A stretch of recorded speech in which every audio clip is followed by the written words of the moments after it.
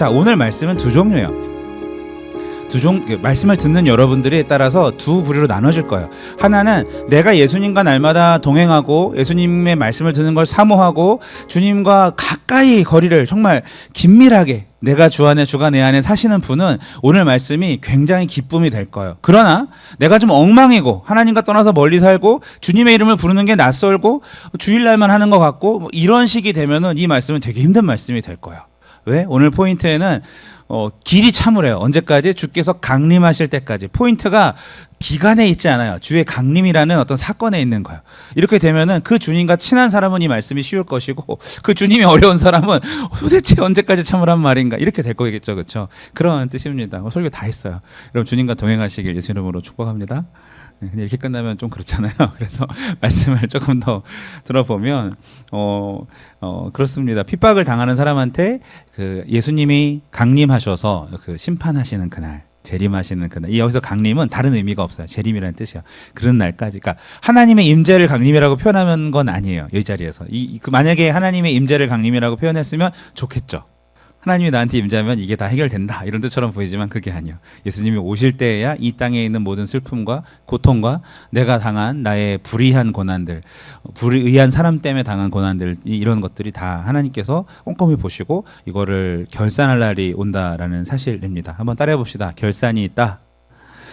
여러분이 믿음 생활을 하는데 신앙 때문에 고난을 당하시면요, 그것도 하나님 결산하십니다. 반대로 내가 신앙이 있음에도 불구하고 세상 가운데에서 죄를 짓고 살면 하나님은 공의의 하나님이세요. 그거 반드시 물으십니다. 회개할 시기를 주실 때 회개를 하시고 다르게 하시기를 바라요. 근데 회개하지 않은 죄들이 나를 덮칠 거예요. 나중에는. 그렇지 않기를 바라요. 제가 일주일 동안 아내가 집에 없다 보니까 와 너무 좋아요. 그래서 한 달만 딱 더 있었으면 좋겠다 생각이 들 정도로 대신에 방송인데 괜찮아요. 그 다 알아요. 근데 그 뭐냐면 그 그러니까 저 같은 경우는 폼이 좀 들었으니까 그래도 목사인데도 조금씩 게으름이 들어오더라고요. 확실히 돌봐야 될 사람이나 들어가야 될 집이 없으니까 내 맘대로 막 시간 살다 보니까 점점 가족이랑 이런 것에 묶여 있을 때와 혼자 있을 때가 조금 라이프스타일이 다르게 되더라고요. 그 살이 2.5kg가 쪘어요 지금. 막 계속 무슨 소비 쿠폰이랑 그 다음에 애들 급식 카드를 빨리 소비를 해야 되니까 7월달 건 7월달에 끝내야 되니까 계속 편의점에서 막 사가지고 이걸 또 어떻게 유통기한 있으니까 먹고 이러다 보니까 와 이게 확실히 무슨 소리 하는지 모르겠지만 어쨌든 관리가 안 되더라 쉽게 얘기하면. 네, 그렇더라. 우리가 가진 죄의 습성은 관리해줄 사람들이 서로 공동체 안에서 이렇게 있지 않고 혼자 있을 때의 나의 모습은 목사도 별거 없더라. 정말 주님 앞에 온전한 믿음을 가지고서 살려고 노력해야 체중이 관리되고 뭐 혈압이 관리되고 그렇듯이 우리 삶도 마찬가지라는 거죠. 고난이 있을 때 신앙을 관리하시길 바랍니다. 첫 시간에 말씀드렸었어요. 모든 시련의 최종 목표는 우리의 믿음이다. 그래서 믿음을 흔들려는 것이다. 점검하시면 이 믿음이 있으면 고난의 때가 와도 주께서 강림하실 것을 믿기 때문에 이길 수가 있어요. 지금 치킨 한 마리가 생기려고 그러고 있어요. 여러분 힘내십시오. 자, 힘내십시오. 잘 말씀을 들어주시길 바랍니다. 7절 같이 읽습니다. 시작. 그러므로 형제들아 주께서 강림하시기까지 길이 참으라. 보라 농부가 땅에서 나는 귀한 열매를 바라고 길이 참아 이른 비와 늦은 길을 기다리라니. 네. 1장에서도 그 인내라는 열매를 결과물이 있기 때문에 우리를 견디고 참게 하신다는 말씀이 있었다면 오늘은 그걸 조금 더 구체적으로 설명을 합니다. 여기 보면 사실 7절, 8절만 했지만 뒤에 9, 10, 11절까지 같은 맥락이거든요. 근데 토픽이 하나 다른 게 테마가 나와서 다음 주에 하려고 뺐는데 9절, 10절, 11절에도 보면은 계속 오래 참고 길이 참고 인내 계속해서 나옵니다. 인내가 중요하다는 말씀이에요. 언제까지 참아야 될까요? 여러분 중에서 우리들 중에서 참는 거 잘하시는 분 계세요? 뭐 나는 목욕탕에서 뜨거운 사우나에서 오래 참는다 이런 거 말고 고난이 오는데 뭐 이 정도야만 너끈하지 이런 편인지 아니면 좀 빨리 좀 나 편했으면 좋겠다 이런 편인지 처음처럼 말하는 사람이 있어요? 대부분 다 빨리 그쵸? 편해지고 싶잖아요. 맞습니다. 우리는 고난의 터널이 길어질수록 끝이 안 보일수록 답답한 사람들입니다. 아무리 애써서 힘써도 헤어나기 힘들고 막 삶이 안 풀리다 보면은 어떤 때는 다 내려놓고 그냥 훌쩍 떠나버리고 싶은 마음도 있어요. 그렇게 기도응답이 더딘 삶을 계속 살다 보면은 신앙생활에도 낙심이 찾아오고 이제 슬럼프를 겪습니다.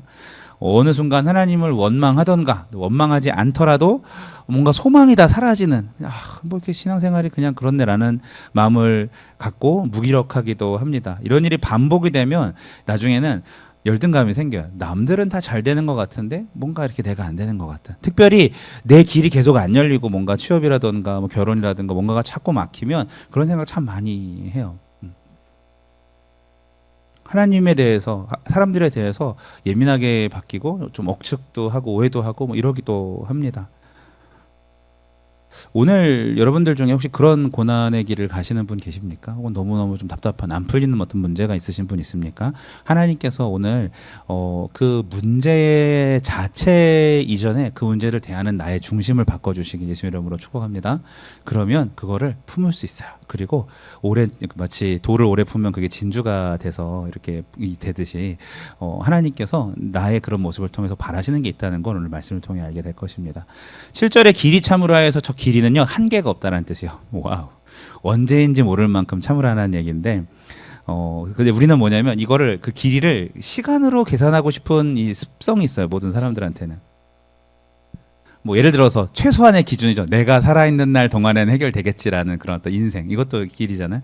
그런 선을 갖지 말고 성경에서는 그냥 딱 한 가지예요. 언제까지? 주께서 강림하시기까지 길이 참으라라는 말씀.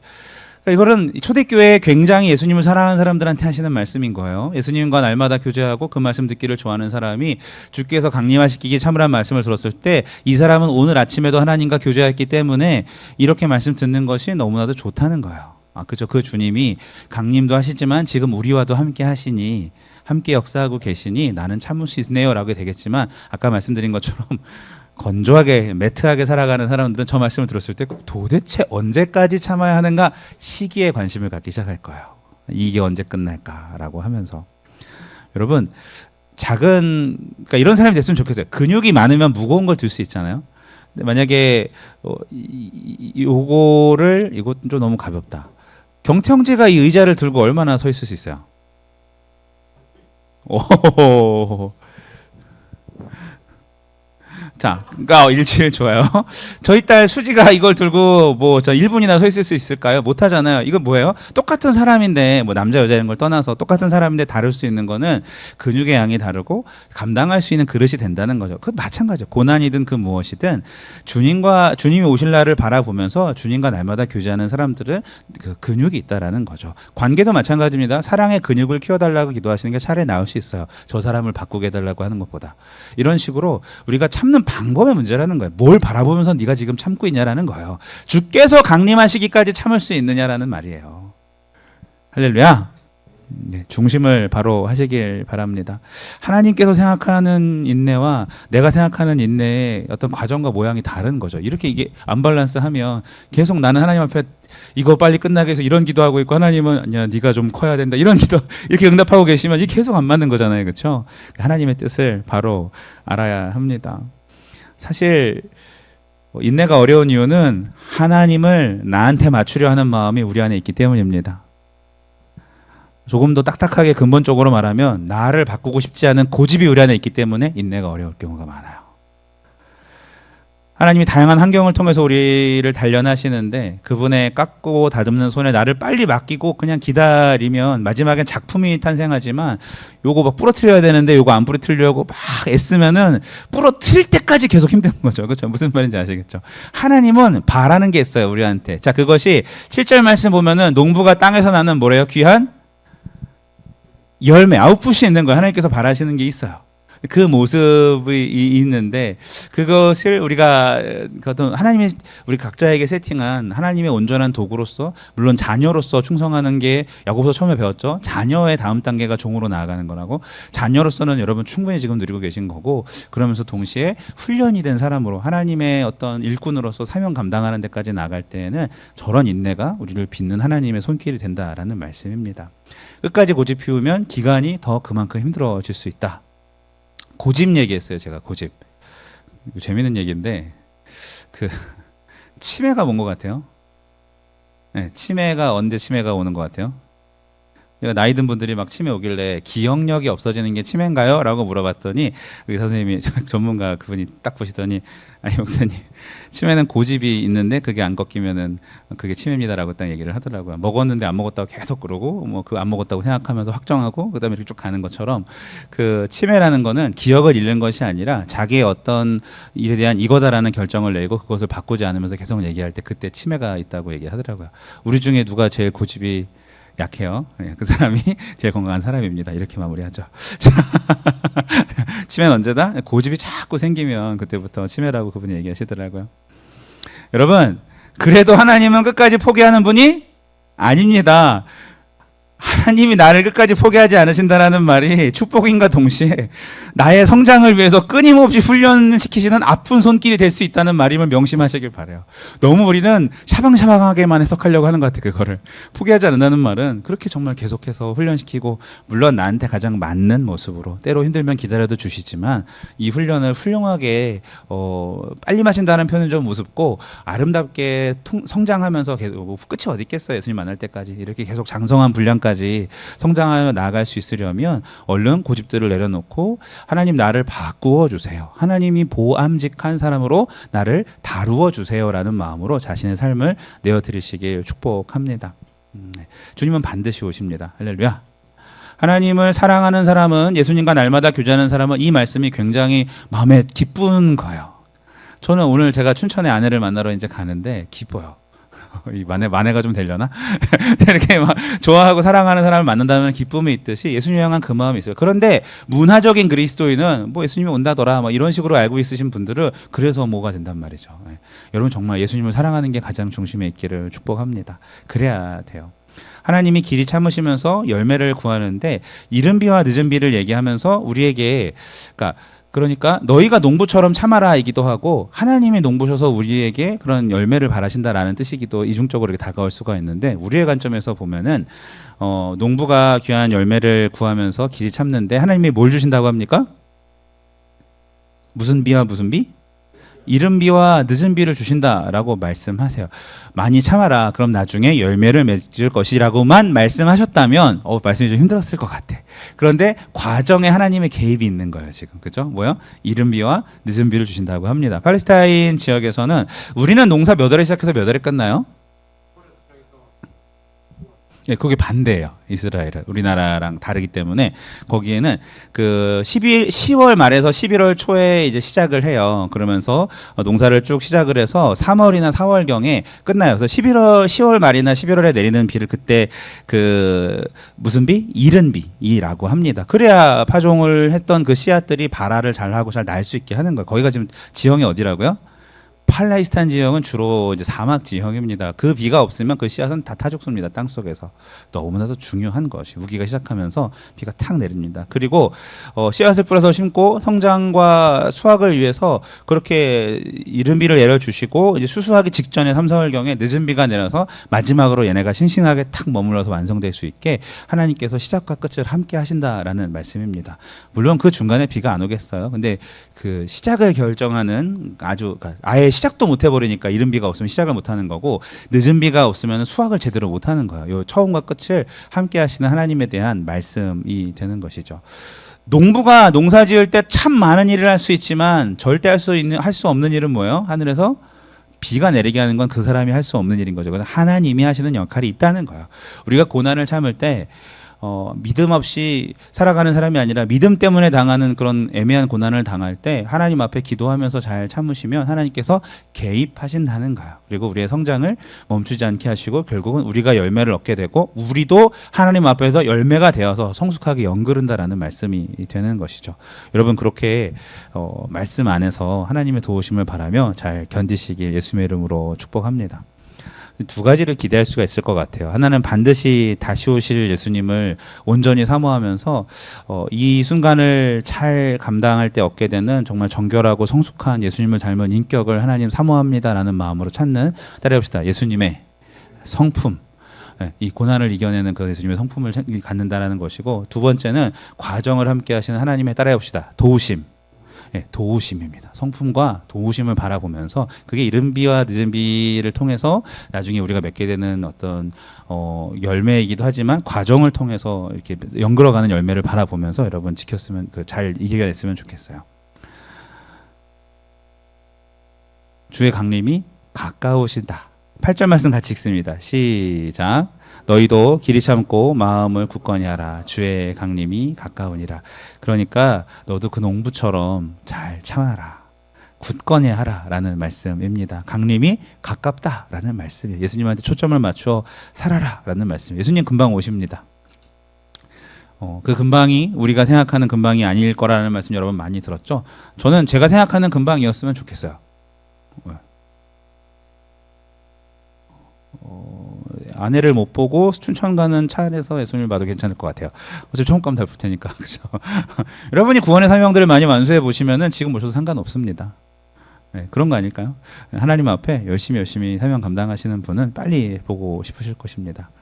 생의 미련보다는 하늘나라의 그 기쁨을 가졌으면 참 좋겠어요.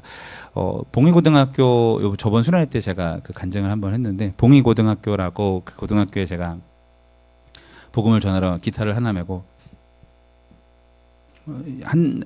가을 학기를 계속 갔어요. 한 학기를 갔는데 한 명도 안 나오는 거예요, 애들이. 그래서 계속 이제 찬양을 하고 제가 선교단체 간사였는데 그 밖에 아무도 안 나와요. 그래서 점심시간에 가서 애들 지나가는 애들 옛날 같으면 찬양하면 나 저 노래 아는데 하면서 왔는데 애들이 안 와요. 저는 오히려 이거 기타 치고 점심시간에 학교 운동장 벤치에서 이렇게 하는데 원래 학교가 옛날에는 좀 개방이 됐었잖아요. 운동도 하시고 그러니까 별 뭐라고 안 하더라고. 낮 시간인데도. 그래서 쫓겨나지만 않은 것만 해도 감사하다는 마음은 있었는데 한 학기 내내 안 와. 특히 제일 좀 어려운 날이 거기가 이제 이렇게 벤치에 담쟁이 넣은 것처럼 있는 그런 벤치였는데 그 비가 내리는 날.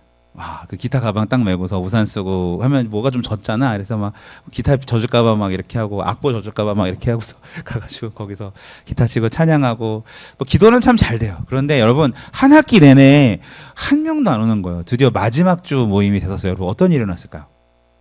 아무도 안 왔어요. 그래가지고 그냥 근데 제가 중간에 계속 그만두고 싶은 생각이 너무 들었어요. 왜냐면 제가 한가한 게 아니었거든요. 대학교 4학년 때였는데 너무 할 일이 많았었고 졸업도 해야 되고 뭐 논문도 있고 그다음에 또 복수 전공해가지고 할 게 너무 많았거든요.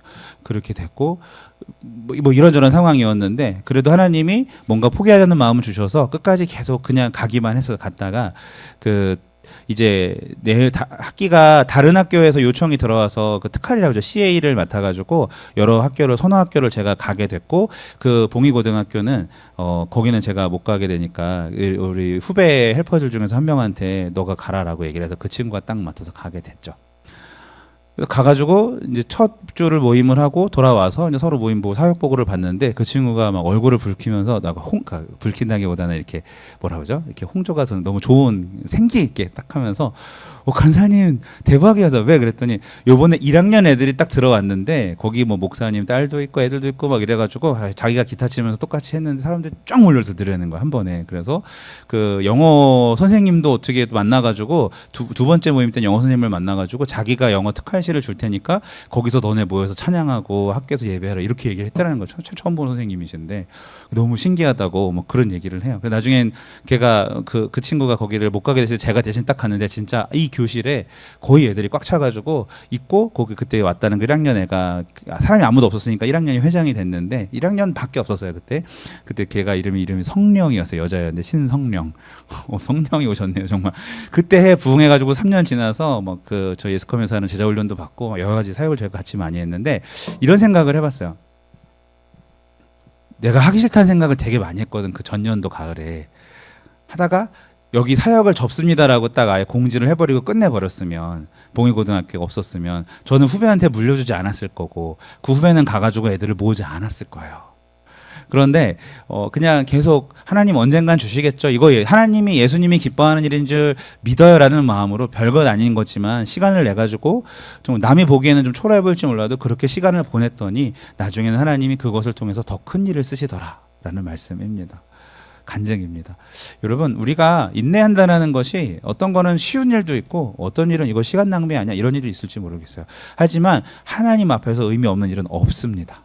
기도하고 시작하는 일은 하나님 반드시 열매를 맺게 하십니다. 그 무엇이든지 간에.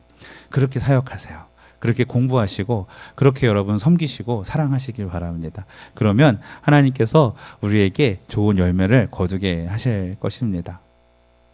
사실 우리는 성취를 생각하지만 하나님은 우리 삶 자체가 열매로 연결어가는 것을 바라보고 계신다는 사실을 잊지 마시고 하나님 앞에서 잘 무르익으시길 예수님 이름으로 축복합니다. 말씀을 맺습니다. 사랑하는 우리 성결 가족 여러분, 우리가 아무리 힘들어도 귀한 열매를 맺으려고 연글고 있는다라는 마음을 잊지 마시길 바랍니다. 그리고 이른 비와 늦은 비처럼 우리와 함께 하시는 주님의 깊은 개입과 사랑과 돌보심을 기억하시고 오늘도 그분과 교제하면서 길이 참아서 아름다운 열매로 향기로 영광 돌리시길 예수님 이름으로 축복합니다.